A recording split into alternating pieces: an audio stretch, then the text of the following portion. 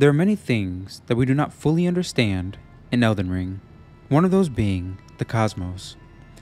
Much like space or life outside of Earth, we have some understanding of what is beyond, but cannot fully grasp what lies beyond our atmosphere. The cosmos in Elden Ring are vast and intricate, weaving together Elden Ring's lore, magic, and celestial entities. It shapes the world and its inhabitants, influencing everything from the powerful sorceries wielded by sorcerers to the very fabric of reality itself.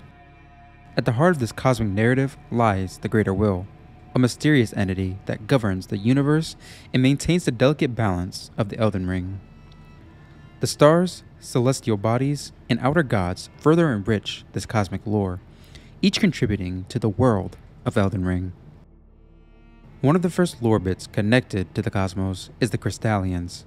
The Crystallians are believed to be ancient constructs, possibly created by a long-lost civilization that had mastered the art of crystal manipulation. Their bodies are composed of a unique, almost indestructible crystal, making them formidable opponents in battle. The exact process of their creation remains unknown, but it is speculated that they were either crafted through a powerful sorcery or emerged naturally from the crystallized environment. Crystallians are believed to be close to the primeval current, which we will touch more on later. They are very knowledgeable as they have an ability, the Wisdom of the Stone, which isn't touched on very much within Elden Ring. But we can assume that this ability has to do with glintstone and things of that nature. Again, we will touch on this later.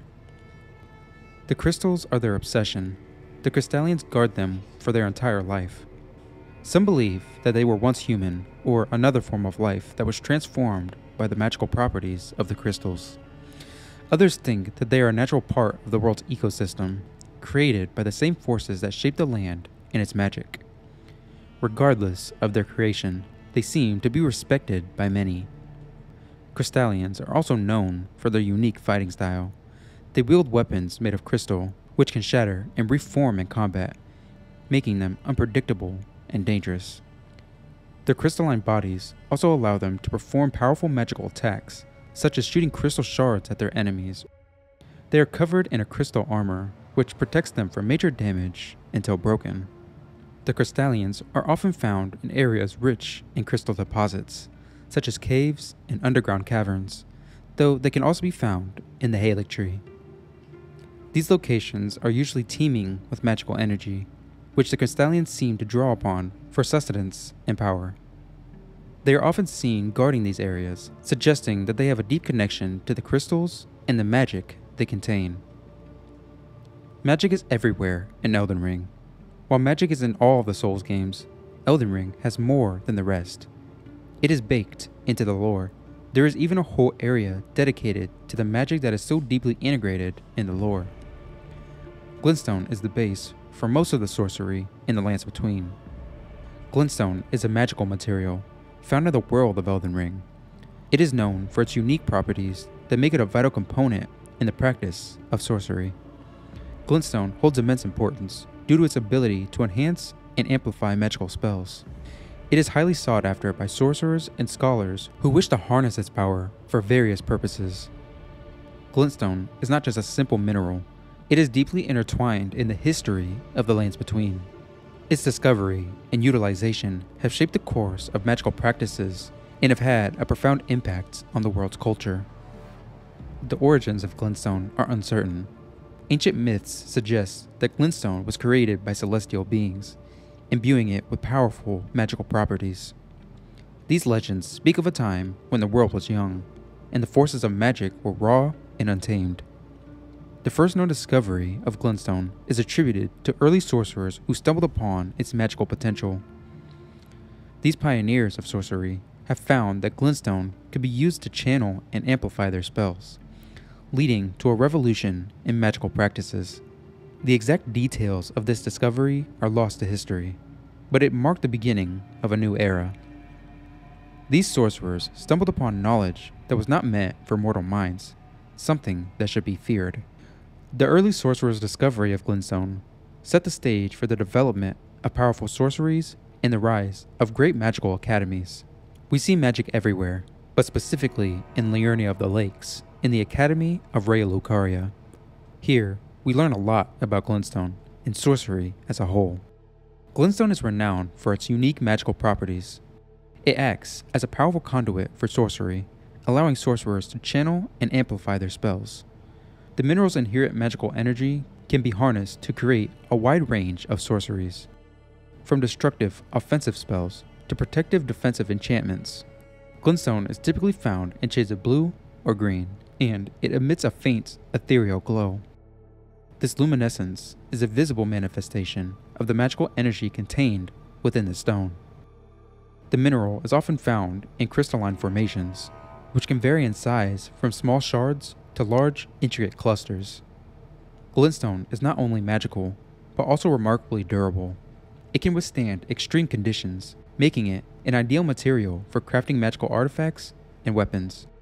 Its versatility allows it to be used in various applications, from enchanting weapons and armor to creating powerful magical catalysts. Due to its powerful properties and difficulty of mining it, glintstone is considered a rare and valuable resource. It is highly sought after by sorcerers, scholars, and craftsmen, leading to a thriving trade and occasional conflicts over its control. Several notable sorcerers have mastered the art of glintstone sorcery, making significant contributions to its development and practice. Azur, a renowned sorcerer known for his expertise in glintstone sorcery. He is a mentor to many aspiring sorcerers and has developed several powerful spells. Lusat, another prominent figure in the world of glintstone sorcery. Lusat's research and innovations have expanded the boundaries of what is possible with glintstone, leading to the creation of new and more potent spells. The study and practice of glintstone sorcery are centered around a prestigious academy known as the Academy of Raya Lucaria, a renowned center of magical learning where sorcerers from all over the world come to study and refine their skills. Glintstone sorcery is not just about casting spells, but it also involves various rituals and practices that enhance the sorcerer's connection to the magical properties of glintstone. These rituals often include the crafting of magical catalysts and the preparation of glintstone-infused potions. While most glintstone sorcery is accepted throughout the lands between, one form of this sorcery is forbidden and frowned upon: the primeval current. The primeval current is seen as the ultimate form of magic. It is often described as an ancient and primordial energy that predates many of the known magical practices and traditions within the game's universe. The primeval current is not just a source of power, but also a conduit of knowledge and wisdom, sought after by many sorcerers and scholars. It is an ever-flowing stream of arcane energy that can be harnessed and manipulated by those with the knowledge, skill, and bravery to do so. This energy is often depicted as a swirling, ethereal force that can be both beautiful and terrifying. The primeval current is considered a source of immense power, capable of granting extraordinary abilities to those who can tap into it. Powerful sorcerers have sought to understand and control the primeval current, leading to the development of various magical practices and spells, but have also lost themselves in the process. One of the most notable being Selen, or her alias, the Graven Witch. There are numerous theories and interpretations regarding the nature of the primeval current. Some believe it to be a manifestation of the world's life force, while others see it as a remnant of a long-forgotten era of magic. Scholars within the game often debate of its origins and true nature, but one thing is for sure: there's a reason why it's forbidden. The exact origins of the primeval current are unknown, but it is thought to be a primordial force that has existed since the dawn of time. Ancient texts and relics hint at its presence in the earlier days of the world, suggesting that it may be a fundamental aspect of the universe itself. Some scholars believe that the primeval current is a remnant of the creation of the world, a byproduct of the forces that shape the land and its inhabitants. Gravity magic is yet another form of magic connected to the cosmos. As the name suggests, this form of magic allows practitioners to manipulate gravitational forces, the most popular example being General Radon. The origins of gravity magic are deeply intertwined with the cosmos and the ancient civilizations that once thrived in the world. This form of magic is believed to have been discovered by early astronomers and scholars who studied the stars and celestial bodies. They observed the natural gravitational forces at play and sought to harness this power for their own purposes, Ancient texts and ruins scattered throughout the world hint at a time when gravity magic was more prevalent and widely understood. These early practitioners were revered for their ability to manipulate gravity, allowing them to perform feats such as levitation, creating black holes, and even altering the flow of time. In the history of gravity magic, legendary sorcerers and scholars dedicated their life to mastering this arcane art. Their contributions laid the foundation for the gravity spells and techniques encountered in the game. Additionally, events such as meteor showers are often seen as significant moments that enhance the power of gravity magic. Estelle, natural born of the void, is a cosmic entity that embodies the mysteries and horrors of the cosmos. Estelle's remembrance reads as follows: a malformed star, born in the lightless void far away, once destroyed an eternal city and took away their sky. A falling star of ill omen. Estelle defies conventional understanding, making them a confusing subject to discuss, but being one of the most interesting at the same time. Estelle's presence raises questions about the nature of existence and the unknown realms beyond the lands between. Estelle is a creature born from the void, a place beyond the known universe. The void is depicted as a realm of darkness and chaos, far removed from the light of the Erd Tree and the order of the Greater Will. It is a place where malformed stars, like Estelle, are born, and it represents the unknown and the terrifying aspects of the cosmos. Estelle is said to have been created from the remnants of a star that was devoured by the darkness of the void. This gives Estelle its otherworldly appearance, with a body that seems to be a fusion of celestial and monstrous elements. Its form is both beautiful and terrifying, with a skeletal frame adorned with its cosmic energy and a face that resembles a nightmarish insect, resembling something out of Bloodborne. It is said that Estelle has the ability to manipulate cosmic energy, drawing power from the stars themselves. But it is also believed that Estelle is not an entity, but a species, as you can find more than one throughout the lands between. The Eternal City that Estelle destroyed was home to the Nox. They are inhabitants of the eternal cities of Nokron and Noxtella, which lie deep underground, hidden from the surface of the world. The Nox are closely associated with the night and the stars, embodying a culture that reveres these celestial elements. Banished by the Greater Will, the Nox were forced to live in these subterranean cities under a false night sky. This exile has shaped their identity and way of life, making them distinct from the other inhabitants of the lands between. Their society is marked by a unique blend of ancient traditions and advanced magical practices, particularly those involving the manipulation of liquid metal and the creation of flowing weapons. The Nox are believed to be descendants of the Numen. Long ago, the Nox were a powerful and influential society. They lived above ground and were known for their advanced magical practices and unique culture. However, their ambition led them to commit treason against the Greater Will. In an act of defiance, the Nox fashioned crystalline helmets, hoping to defend themselves from the Greater Will. This act of rebellion did not go unpunished.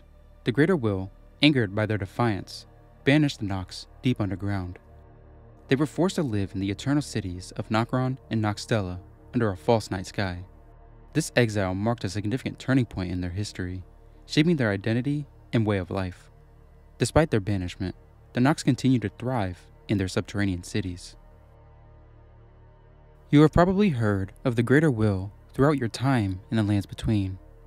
As an outer god, its influence is seen and heard about throughout the world, shaping everything about the world from its history to magic. The Greater Will's presence is felt through its emissaries, the Two Fingers, and its creation, the Elden Ring, which serves as the foundation of the Golden Order. It is believed to have sent a golden star to the lands between, which brought with it the Elden Beast. This beast would later transform into the Elden Ring. The Greater Will's arrival marked a shift in the structure of the lands between. It established the structure needed for the Golden Order, a set of principles and beliefs that brought order and stability to the realm. The Two Fingers are the emissaries of the Greater Will, serving as intermediaries in the lands between. They communicate the will of the Greater Will to the inhabitants of the realm, guiding the selection of the Empyreans and the enforcement of the Golden Order. Empyreans are individuals who are chosen to become vessels for the Greater Will's image. Queen Marika was one such Empyrean, Chosen to become a god and govern the world, she created the Golden Order and enforced its principles. 3 of her children and stepchildren were chosen as Empyreans: Rani, Melania, and Mikola. The Glomite Queen is also stated as being an Empyrean, with it being heavily suggested that this may be Melina, who is also Marika's daughter. In the aftermath of the Shattering, the Greater Will abandoned the lands between, leaving its inhabitants to fend for themselves, although the Two Fingers claim that the Greater Will has not abandoned the realm. With the world in disarray, the Greater Will called upon the Tarnished to mend the Elden Ring, paving the way for the game as we know it.